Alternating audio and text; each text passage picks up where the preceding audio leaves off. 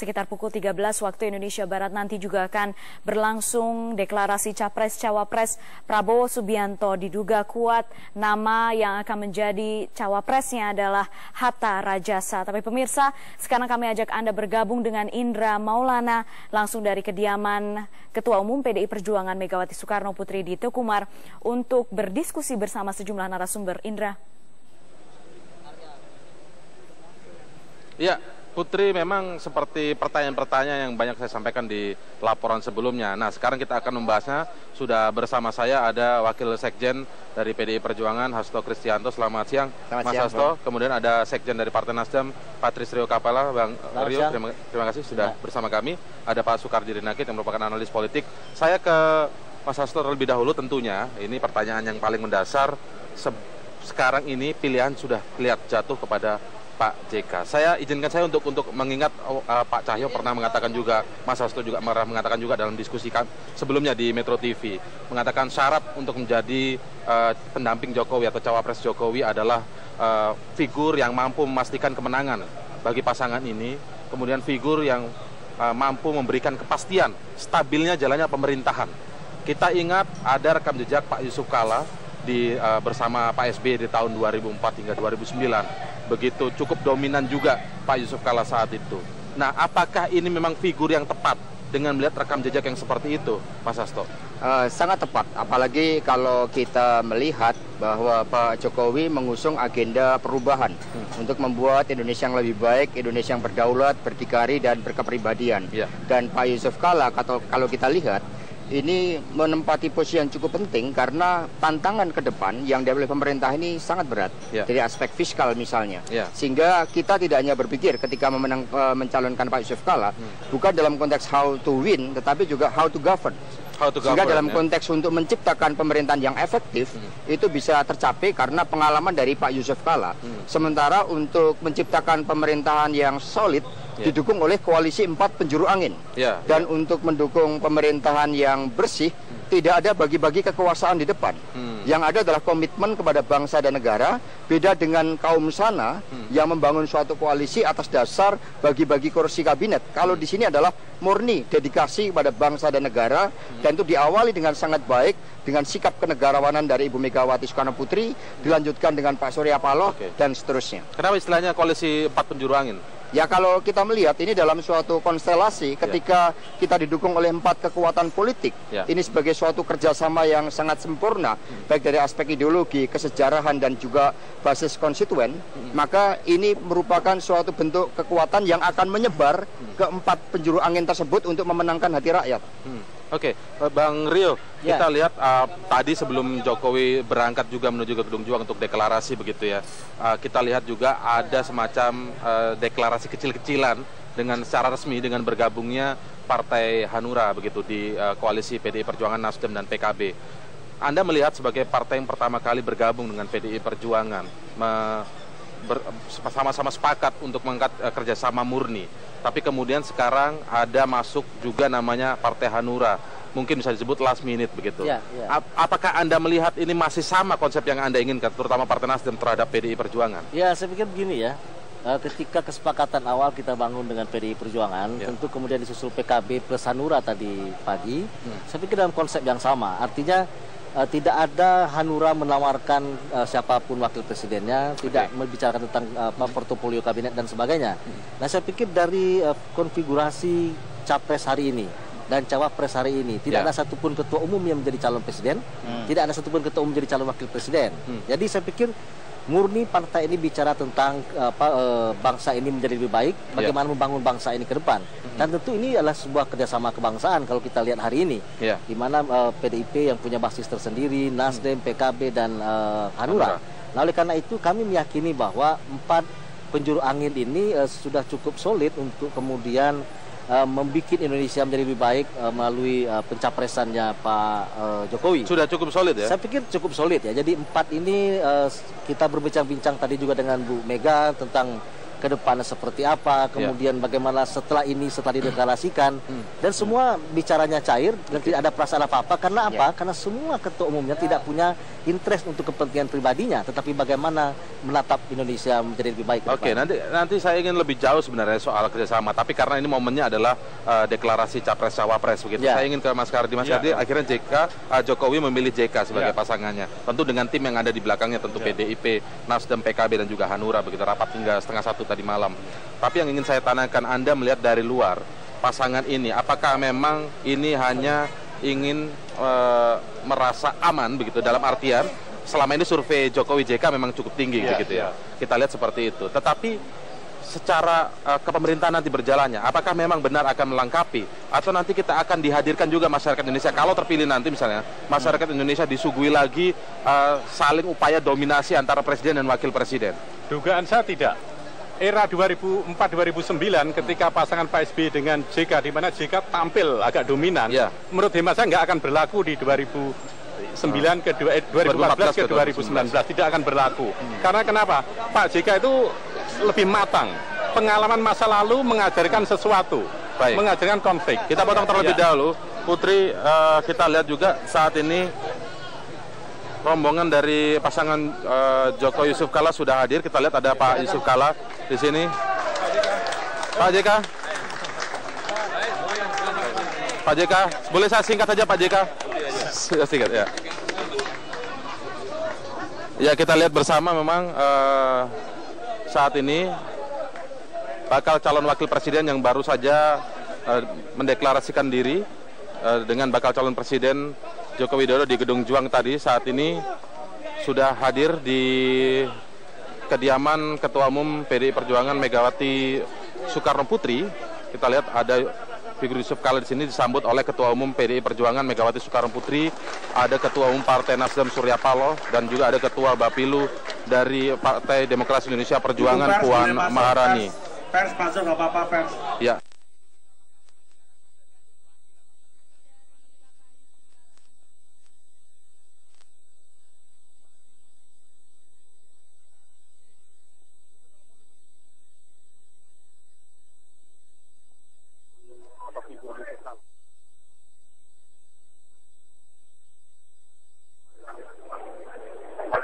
Presiden Joko Widodo ada di halaman.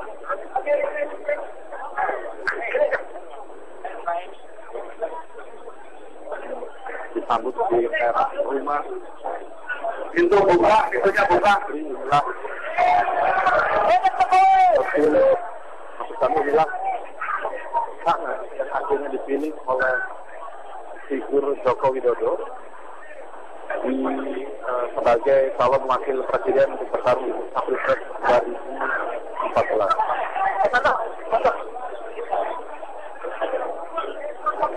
Tadi memang tidak terlalu panjang pidato politik yang disampaikan oleh Yusuf Kala di Gedung Juang setelah mendeklarasikan diri bersama dengan Jokowi.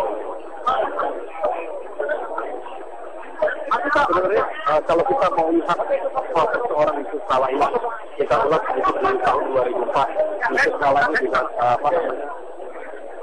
figur yang cukup disebut begitu untuk pasangan capres itu yang maju, dan namanya juga sempat populer pada tahun 2004 yang Susilo Bambang Yudhoyono.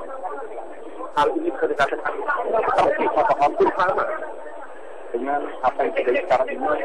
Figur atau sosok yang juga cukup populer dari berdasarkan survei begitu, Joko Widodo akhirnya memilih figur Yusuf Kala. Kita memang belum mengetahui sampai saat ini, memang hanya 2 poros saja yang akan maju dalam satu. Tapi kalau misalnya ada 3 poros, kita akan bertanya-tanya apakah pasangan Jokowi JK ini akan bisa maju hanya dalam satu putaran saja, karena target nanti poros ini, poros koalisi dari Perjuangan, partai Kebangkitan Bangsa, partai target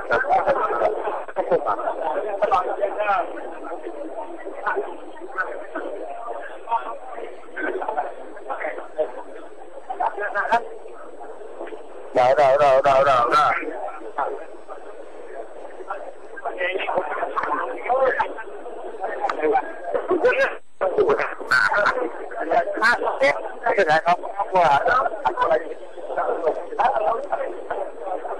Halo? Ya?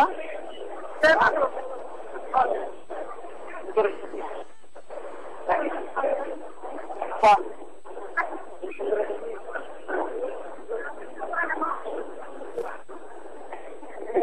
Masih on gini.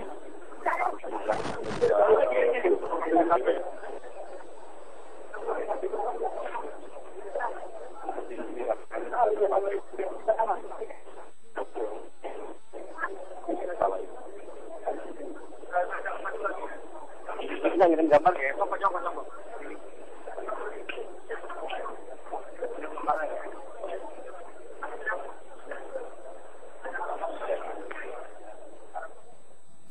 Pemirsa, nama Joko Widodo dan strategi koalisinya menjadi topik utama yang diperbincangkan menjelang pemilu presiden. Bagaimana sosok Joko Widodo? Kami punya informasinya. Nama Joko Widodo terus mencuat dalam perhelatan pemilihan umum presiden tahun ini. Pria yang akrab disapa Jokowi ini lahir di Surakarta 21 Juni 52 tahun silam. Jokowi meraih gelar insinyur dari Fakultas Kehutanan Universitas Gadjah Mada pada tahun 1985. Ketika menjalankan diri sebagai wali kota Solo, banyak pihak yang meragukan kemampuannya. Namun, hanya dalam setahun masa kepemimpinannya, kota Solo mengalami perubahan pesat. Ia dikenal berani mengambil langkah-langkah progresif yang secara nyata berpihak kepada rakyat. Prinsipnya sederhana, bekerja tidak perlu muluk-muluk, yang terpenting adalah niat. Prestasi gemilangnya saat mengemban tampuk kepemimpinan di kota Solo membawanya ke ibu kota. Pada 15 Oktober 2012, Jokowi dilantik sebagai Gubernur DKI berpasangan dengan wakilnya, Basuki Cahayapurnama. Dan kini, nama Jokowi ditetapkan sebagai calon presiden dari Partai PDI Perjuangan. Perjalanan karir Jokowi bukan berjalan mulus. Banyak resistensi yang menilai ayah 3 orang anak ini tidak pernah tuntas menjalankan masa kerjanya. Namun, bakal calon presiden Banteng Hitam ini menegaskan bahwa kepemimpinannya tahan banting. Tidak ada yang perlu ditakutkan selama program yang dijalankan untuk kepentingan rakyat. Pemirsa, Joko Widodo akhirnya menjatuhkan pilihannya kepada Yusuf Kala sebagai bakal calon wakil presiden yang akan mendampinginya dalam pemilu presiden 9 Juli nanti. JK selama ini dikenal karena kiprahnya sebagai negarawan, filantropis sekaligus pengusaha ternama di Indonesia. Inilah sosok calon wakil presiden pilihan Jokowi yang akan mendampinginya bertarung dalam pemilu presiden 9 Juli 2014 mendatang. Yusuf Kala.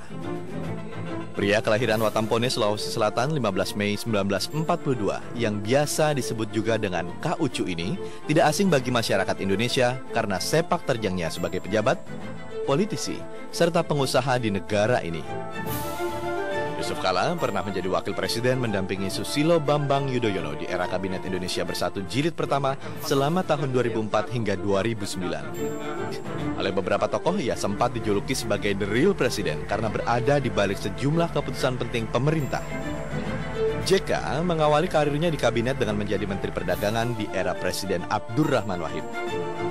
Selanjutnya, ketika Megawati yang juga merupakan Ketua Umum PDI Perjuangan berkuasa, Yusuf Kala dipercaya sebagai Menteri Koordinator Bidang Kesejahteraan Rakyat. Di masa itulah Yusuf Kala menjadi tokoh di balik perdamaian Poso dan Ambon.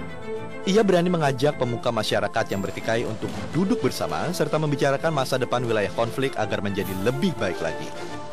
Menjelang akhir kabinet Megawati, JK memilih mundur karena digandeng Susilo Bambang Yudhoyono untuk bertarung dalam pemilu presiden 2004. Setelah menjalani pemilihan presiden 2 putaran, SBY-JK akhirnya menjadi pasangan yang pertama kali memenangkan pemilu secara langsung dipilih rakyat, serta ditahbiskan menjadi presiden dan wakil presiden 2004-2009. Tak lama berselang, Yusuf Kala juga didaulat Partai Golkar sebagai Ketua Umum dan menggantikan Akbar Tanjung. Namun sayang, duet JK SBY tidak berlanjut pada pemilu 2009 karena Yusuf Kala memilih berpasangan dengan Ketua Umum Hanura Wiranto. Setelah tidak menduduki jabatan di kabinet, Yusuf Kala seperti tidak kehilangan eksistensi. Nalurinya sebagai filantropis serta jiwa sosialnya membuat Yusuf Kala ditunjuk menjadi Ketua Umum Palang Merah Indonesia. Tidak hanya itu, JK bersama aktivis Komodo juga menjadi aktor penting di balik penobatan Pulau Komodo sebagai 7 keajaiban dunia. Tahun 2014 membuat suami dari Mufidah Miat Saat atau yang dikenal sebagai Mufidah Kala rupanya menjadi pilihan Jokowi untuk mendampinginya sebagai calon wakil presiden. Seakan menjadi reuni, dalam koalisi ini JK bertemu dan bergandengan tangan dengan sahabat lamanya seperti Megawati, Surya Paloh, Wiranto dan masih banyak lagi untuk meraih suara rakyat dalam pemilu presiden 9 Juli 2014 mendatang. Kabul Indrawan, Metro TV. Pencalonan Jokowi sebagai calon presiden terus mendapat dukungan dari berbagai kalangan. Sejumlah pelajar dan mahasiswa di Denpasar, Bali mendeklarasikan diri untuk menjadi relawan kemenangan Joko Widodo untuk menjadi presiden ke-7 Republik Indonesia. Para pelajar dan mahasiswa ini mendukung Jokowi karena dinilai Jokowi sebagai salah satu calon presiden memiliki track record yang bersih. Para relawan ini menantinya akan bergerak memberikan pendidikan politik sekaligus memperkenalkan figur Jokowi kepada sesama pemilih pemula. Sementara itu di Kupang, Nusa Tenggara Timur, tim relawan Poros Jokowi juga gencar melakukan sosialisasi kepada warga NTT untuk mendukung Jokowi sebagai presiden di 3 titik pusat keramaian di Kupang, Nusa Tenggara Timur. Para relawan turun ke jalan membagikan selebaran kepada pengendara yang melintas.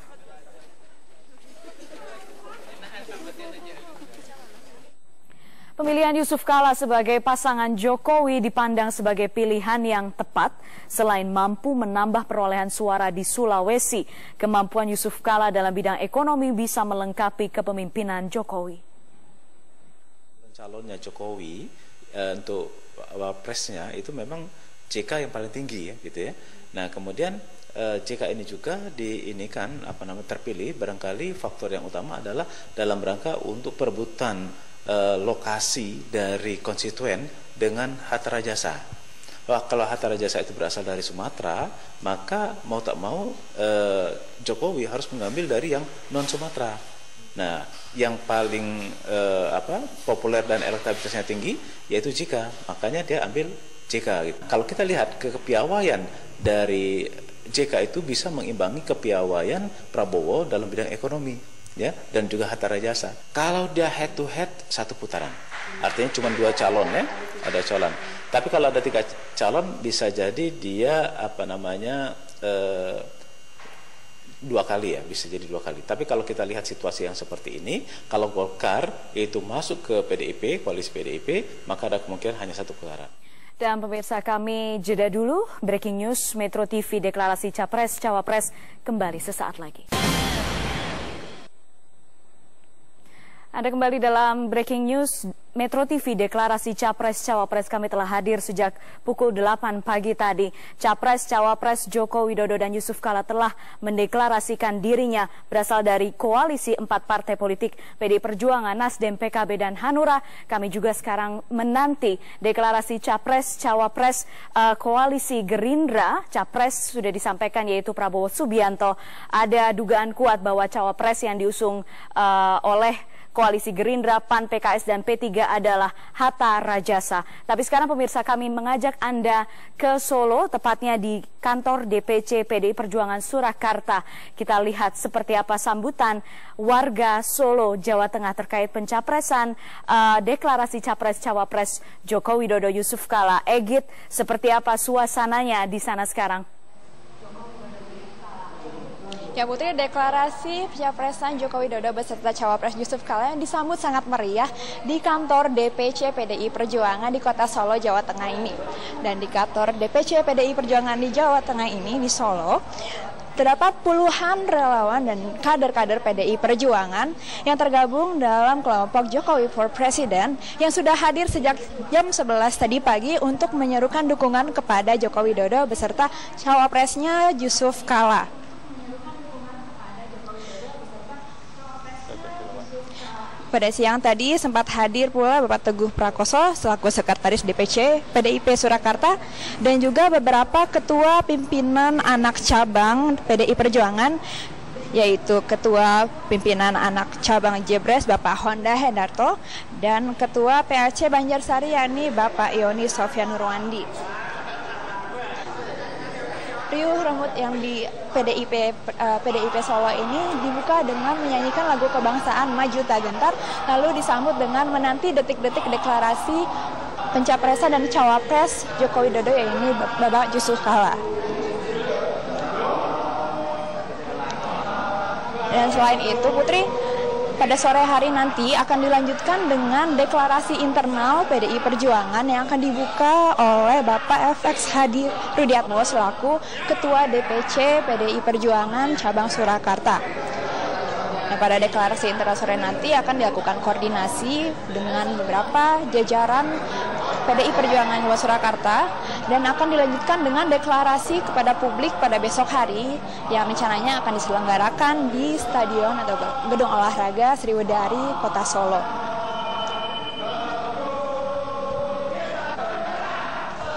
Dan berikut kutipan wawancara dengan Bapak FX Hadi Rudiatmo selaku Ketua DPC PDI Perjuangan Solo.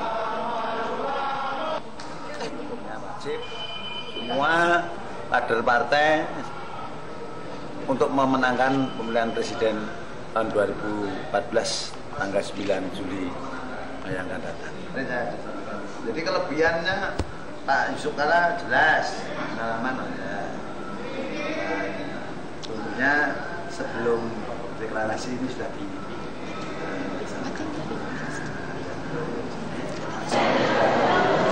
Ya, sementara itu di Partai Jawa Tengah, ratusan kader PDIP, Nasdem, PKB, dan Hanura mendeklarasikan pembentukan relawan Jokowi for Presiden untuk mendukung kemenangan Joko Widodo pada pemilihan presiden 9 Juli mendatang. Dan di Pati Jawa Tengah, ratusan kader ini bergabung dalam tim relawan Jokowi for Presiden yang berasal dari berbagai profesi seperti petani, pedagang, buruh, karyawan swasta, hingga kalangan pengusaha. Mereka secara bulat mendeklarasikan dukungan kepada calon presiden dari PDIP, dari PKB dan Nasdem, Joko Widodo, beserta cawapresnya Bapak Yusuf Kala. Demikian Putri dari Solo, Jawa Tengah, kembali ke studio. Terima kasih Egit Hapsari melaporkan dari Solo, Jawa Tengah. Terima kasih atas informasinya.